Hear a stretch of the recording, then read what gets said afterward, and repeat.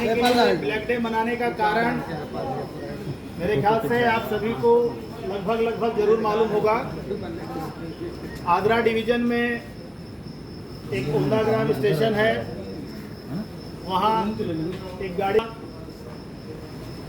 स्पैड होने के बाद तत्कालिक प्रभाव से बिना किसी इंक्वायरी के लोको पायलट और असिस्टेंट लोको पायलट को डिसमिसल कर दिया गया, डिसमिस फ्रॉम रेलवे सर्विस कर दिया गया। जबकि हम लोग के रेलवे एस्टेब्लिशमेंट में इसकी एक प्रक्रिया होती है कि जिनके ऊपर आरोप लगता है वो आरोप को तय करने के लिए चार्जशीट होता है, आरोप पत्र दिया जाता है, उस आरोप पत्र के ऊपर इंक्वायरी होता है। इंक्वायरी में जब ये निकल के आता है कि कोई भी कर्मचारी दोषी है तब उसको सजा दी जाती है। बिना दोषी करार दिए किसी को सजा देना ये मानवता के खिलाफ भी है और भारतीय न्याय प्रणाली के खिलाफ भी है और भारत के संविधान के खिलाफ भी है। मतलब असंवैधानिक तरीके से हमारे साथी लोको पायलट और असिस्टेंट लोको पायलट जो आगरा डिवीजन के थे उनको बर्खास्त किया गया। ऑल इंडिया लोको रनिंग स्टाफ एसोसिएशन एक मैच्योर संस्था है। हम ये नहीं कहते कि अगर कोई कर्मचारी दोषी हो, रेलवे में दोष करे तो आप उसको सजा ना दें। अगर कोई कर्मचारी गलती करता है तो निश्चित रूप से उसकी सजा होनी चाहिए, लेकिन उसके पहले एक इंक्वायरी प्रक्रिया का भी पालन होना चाहिए जिससे सही दोषी या सही दोष या दोष के कारण के ऊपर चर्चा हो सके।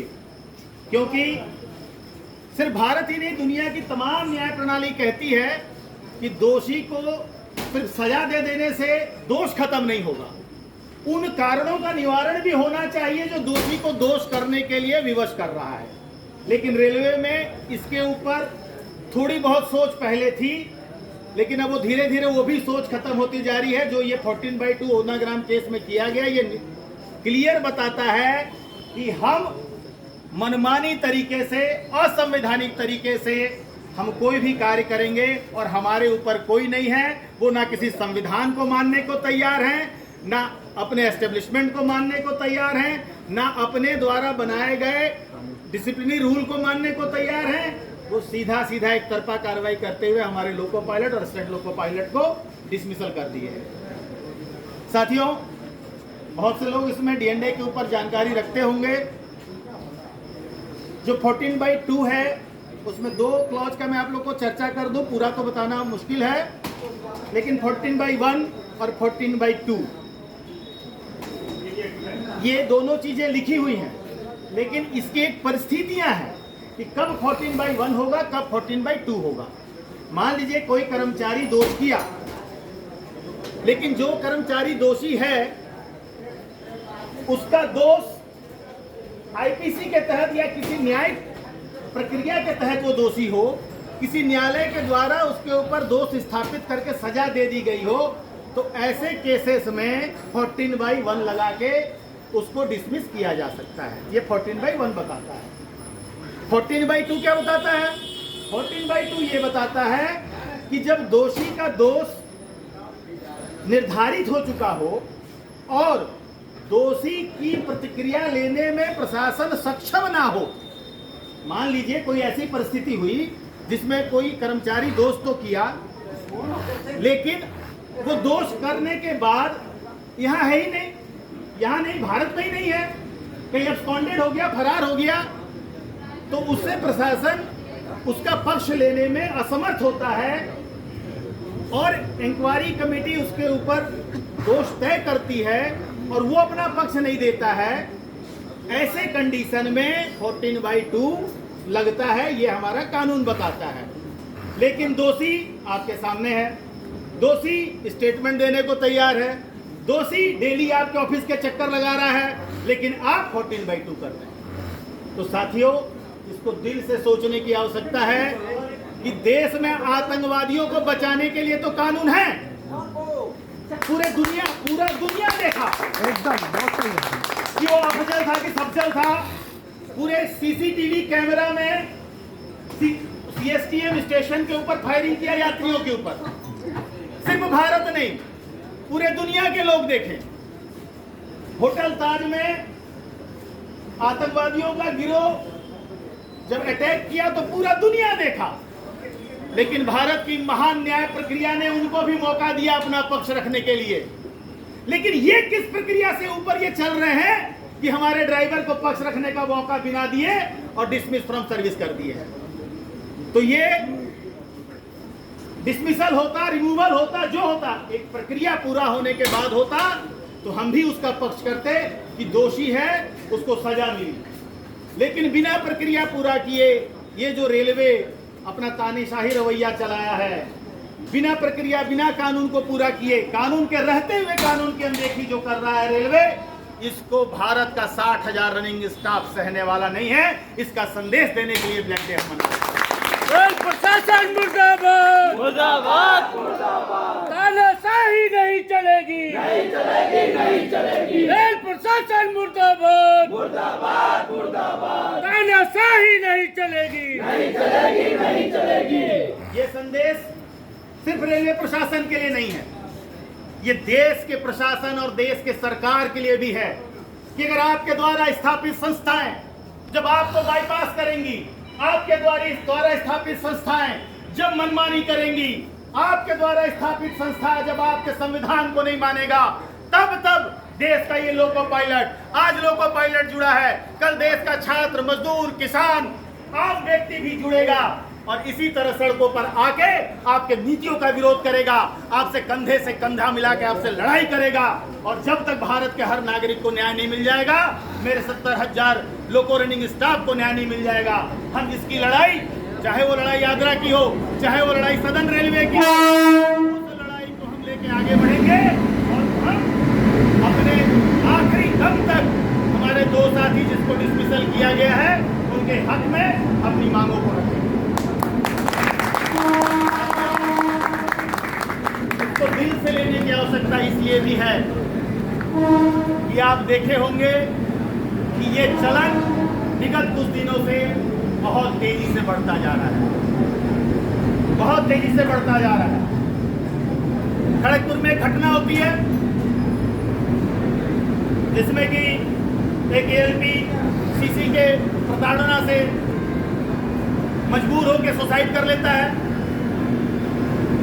उसकी प्रतिक्रिया होती है, स्टाफ उस प्रतिक्रिया स्वरूप धरना प्रदर्शन करते हैं। उस धरना प्रदर्शन को कुचलने के लिए 6 लोगों पे 14/2 लगा दिया गया। मतलब इस प्रकार की तानाशाही व्यवस्था आज रेलवे में चल रही है। इस चीज को जानने के लिए, इस चीज को समझने के लिए, इस चीज की जागरूकता के लिए हम ये ब्लैक डे मना रहे हैं, जो हम काला बिल्ला पहन के पालन कर रहे हैं। ये तैयारी है हम लोग के बीच में, ये तैयारी है अपने मानसिक तौर पे अपने आप को कर रहे हैं, ये तैयारी हम कर रहे हैं सामूहिक तौर पे कि आने वालों दिनों में ये लड़ाई, ये बिल्ले से लड़ाई शुरू हुई है, ये लड़ाई आगे बढ़ेगी और ये लड़ाई बहुत दूर तक जाएगी और रेलवे प्रशासन को, भारत सरकार को इस विषय में सोचने के लिए मजबूर करेगी। मैं आपको बताऊं, इतना मजाक बना दिया गया 14/2 का कि हमारे यहाँ पे डीजल में एक तो ऐसा है अभी रेलवे का सिस्टम चल रहा है जिसके पास ना कोई प्लानिंग है, ना कोई व्यवस्था है। यहाँ पे जितने डिपार्टमेंट के एचओडी हैं वो सब अपने आप में बाप हैं, उनका कोई बाप है ही नहीं। वो जितने हैं हमारे एचओडी हैं ये स्व पैदाइश है, अपने आप को खुद पैदा करके पैदा हुए हैं, अपने से अपने को पैदा किए हैं, किसी का नहीं मानते। एक बार हमारे यहाँ डीजल में ये कौन सा अपना ओपीजीसी में पोस्टिंग के लिए 6 लड़कों का नाम, 3 ड्राइवर और 3 असिस्टेंट ड्राइवर का नाम नामित कर दिया गया, जिसमें ना ही किसी प्रक्रिया का पालन हुआ, ना ही डिविजनल ट्रांसफर पॉलिसी का पालन हुआ। बस ऊपर नीचे गुरु चेला सिस्टम जो चलता है उसके बाद पे 6 लोगों को ट्रांसफर कर दिया गया। क्या ना रेलवे की कोई व्यवस्था। आप जाएंगे, आप रेलवे के लिए काम करते हैं, आपको उधारी में दे दिया गया किसको? ओपीजीसी को। ओपीजीसी अब आपका माई बाप हो गया। लड़कों ने विरोध किया, हमारे स्टाफ ने विरोध किया कि हम रेलवे के कर्मचारी हैं, रेल की व्यवस्था में काम करना चाहते हैं, हमको क्यों ओपीजीसी भेजा जा रहा है? बात को नहीं सुना गया। दमनकारी नीति अपनाते हुए आप विश्वास नहीं करेंगे कि एडीआरएम अपने इंटरेस्ट में सीनियरिटी को 14/2 का फॉर्म साइन करके यहाँ भेज दिया था। उस टाइम में उपस्थित नहीं था, लेकिन ये तैयारी थी कि अगर ट्रांसफर नहीं जाए तो 14/2 इंपोज कर दिया जाए। कुछ लोग इसमें जो खड़े होंगे जानते भी होंगे और कुछ लोगों को जानकारी नहीं होगी। बताना आज इसलिए मैं जरूरी समझा कि आप देखिए कि रेलवे में कैसी कैसी साजिश है। 14/2 का फॉर्म भेज दिया गया। जो हमारे उस टाइम सीनियर डीओपी थे आके क्लियर बोले लॉ सेक्शन में गए। जब वो लॉ सेक्शन में गए, लॉ सेक्शन में जो उसकी कानूनी प्रक्रिया होनी है, कानूनी प्रक्रिया पूरी करने के लिए 14/2 का फॉर्म रेडी करवाया और बाई रोड, ये प्रक्रिया पूरी होने में टाइम लगी, सारी गाड़ियां आ गई, बाई रोड बिलासपुर से यहाँ पहुंच गए 14/2 का फॉर्म लेके। किस लिए? कि मेरे को अपने नीतियों को कैसे भी लागू करना है, कितना भी दमनकारी उपाय अपनाना पड़े। आज क्या हुआ? एक ऐसा समय था जब ओपीजीसी में काम करवाने के लिए तुम 14/2 तक करने को तैयार थे। हमारे लोग बोल रहे थे ये नीति गलत है, इससे रेलवे को फायदा नहीं होने वाला है, ये ट्रांसफर से जो नीति अपना रहे हैं इससे रेलवे को घाटा होगा, ओपीजीसी को फायदा होगा। कुछ अधिकारी अपने चंद फायदे के लिए ओपीजीसी ट्रांसफर किए।